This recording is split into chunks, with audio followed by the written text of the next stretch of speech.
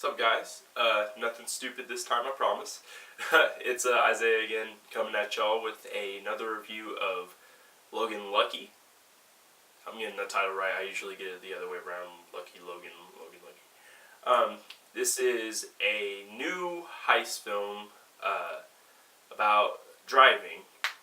In no way connected to Baby Driver, but I'll be making like slight comparisons here and there, just so you can kind of gauge what kind of movie this is. But let me just talk about it. It's about Channing Tatum playing this character, who has a brother also played by Adam Driver, and they're both planning a heist to rob a NASCAR motor raceway, in West Virginia, I think. Yeah. And their basic plan is just to funnel in money from the cash drop of the concession stands that like the money would normally funnel into these tubes that go into the bank vault, but what ends up happening is they just like open up the pipes and start stealing that stuff for themselves. But that's basically their plan. They get a whole bunch of characters together, including their sister, Daniel Craig playing Joe Bang, I believe, who's in prison. They have to bring him out, and just a bunch of other people that get involved, including his brothers, and it's basically, yeah, the way that the movie describes it is basically how it is. It's Ocean's 7-Eleven, and that's the best way to describe it. I'd say it's that, but it's also kind of a mix of, movies like Fargo, and really that's just the way to put it. At least for me personally, it's the southern version of Fargo. Because what's different between that and this is like, I'm probably going to get into spoilers with this one, but I really think it's more emotional spoilers with this because you don't expect exactly what happens. Because your basic expectation for the entire movie is something is going to go wrong with the heist itself, but nothing ever does. It literally, everything goes according to plan. Towards the end, again, I'm getting into spoilers with this one. Towards the end, they end up, I believe it's Hilary Swank, who I didn't even know was in this movie. She ends up catching on to their plan towards the end, but they still don't get busted. You just see her talking to Adam Driver's character at the end. But, nothing goes wrong. And even then, during the whole time that they're doing this, you never feel like a sense of risk. You always just feel like they're just going to get away with it. But, that's kind of one of the movie's flaws. There's no, risk factor. I would say another flaw is it's not one of those, it's not what you... Oh my god, I burped. It's not exactly what you think it would be from the advertisement. It's basically just, it's not like a mile a minute throwing jokes at you. But when the jokes do happen, they do make you laugh. But it's nothing really... It's more character humor than anything besides situational humor. Maybe some situational humor, but it's really just more character driven. One of my favorite laughs from the movie is this part where they're using the vacuum tube that's going to get all the money out from the tubes itself after they cause this sort of really weird explosion. That was a funny scene too when Daniel Craig's coming up with the chemical equations. I'm just sitting there this guy's a chemist, really? But he's coming up with the equation. He sends the gas to the tube. It explodes, and then they start funneling the money in. They're using this this vacuum, essentially, this big vacuum truck, to get all the money in and then blow it out through the tube into trash cans, and then take the trash bags out. While they're doing that, Adam Driver, his character, is missing his arm, which most people have seen for the advertisement. That's kind of what caught me into the movie. He's missing his left arm, and they start to put the money machine on high, and it starts blowing the money out faster than they can put it in the trash bags. It goes everywhere, so they're like, oh man, reverse it. He reverses it, the tube is facing Adam Driver, and Adam Driver's fake arm just flies into the tube. I couldn't stop laughing. That was hilarious. But that it's moments like that. That's really the kind of humor you're getting. If you go into this thing expecting Ricky Bobby, Talladega Nights, you're not going to get it, because this is not one of those mile a minute NASCAR type of movies. Honestly, you could go in not knowing a single thing about NASCAR and you would be okay with this one. But yeah, it's not it makes me laugh, but not to the point where, you know, it's gut-busting laughs or anything. Only when it catches you at the right moment. I don't feel like if I rewatch this, I would laugh as hard. But it does a fine job at like getting. Again, I'm going to compare it to Baby Driver. It's more character-driven than anything. With Baby Driver, it was more. It was focusing on filmmaking as a technique. That's where it really shined. It didn't shine with its characters. It's the complete opposite for this movie. The cinematography is good in this one, but the action stuff is not like as prevalent.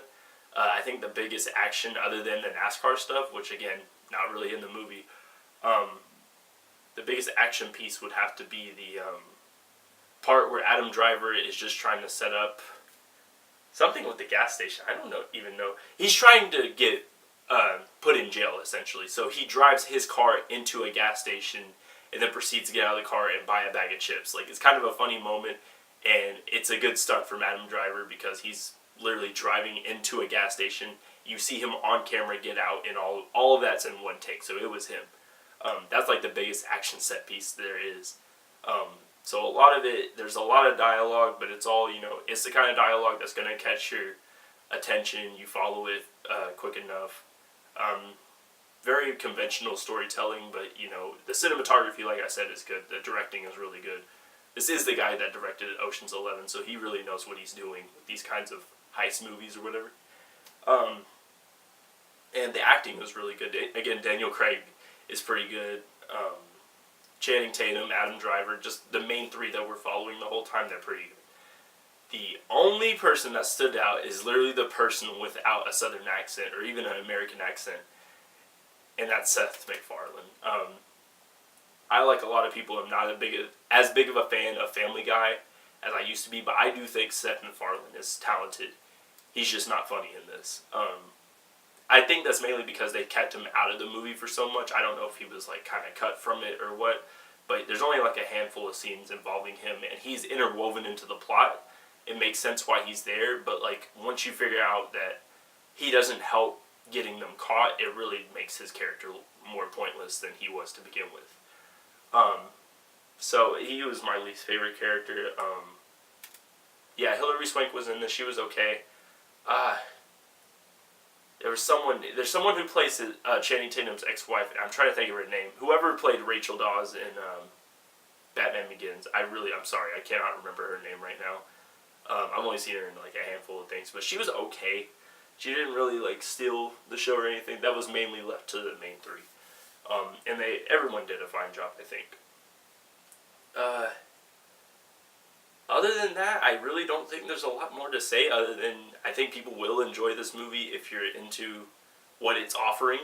If you can like the characters by the first third or so, because that's all it is. They haven't started the heist by that point. They're just setting everything up. Then you can go ahead. I think you would be perfectly fine with watching this. I think I could show this movie to just about anyone, and they would find something that they like. So that base level is pretty much, you know, I would give it a solid thumbs up. Like it's a good flick to watch towards the end of this summer season. I'll discuss spoilers real quick. The only real main spoiler is just the ending itself. I know I said I would earlier, but that was really just more of a joke in the movie I was spoiling. This right here is like the actual ending, so if you don't want to hear it, I'm pretty much done. That was just my beginning thoughts. But so towards the end, he has the money. Everything is literally perfect. They have the money. They have nothing to worry about. It's all in his truck. What he does is he leaves his truck over at the gas station. I don't know if it's the same gas station that Adam Driver crashed into, but it's a gas station. He leaves it there and joins his friend in another truck, and they drive away. He gives an anonymous tip, and the people get their money back. So it's sort of like, why the hell would you do that? Why would you give up the money that you just earned? What he ends up doing with that money is he pays off the people that he needed to, like, get them from where the people they had to get through in order to get the heist done anyways. And there was, there was the lady who got the cake in the bank vault. They needed her for that. The black dude in the prison that helped Daniel Craig get out and back in, along with Adam Driver, they both got out. And who else? There was one more person. Shit. well, you get the gist. He's basically pulling a Robin Hood, and he's giving back to the people that helped him. He buys Adam Driver a new arm because he tells him, like, once his arm gets sucked in, you sucked my arm off. That was so funny. Okay, sorry. Once his arm gets sucked in, he's like, dude, I could buy you like 100 arms if you want. And I'll find that one. And he ends up finding it, but he also buys him a robotic arm that looks a lot better than the one that he had, so that was good. And he gives the majority of the money back, and the only reason they don't get caught is because the Speedway never like counted that money to begin with, or at least the head of the Speedway didn't. So there's that. His whole point in doing this was just to get the money for like the people that deserved it and the people that were involved, and that gives you kind of a feel good type of thing, to have when you leave the theater. Like, he did the right thing, and I mean, he still stole money, but at least he put it towards a good cause.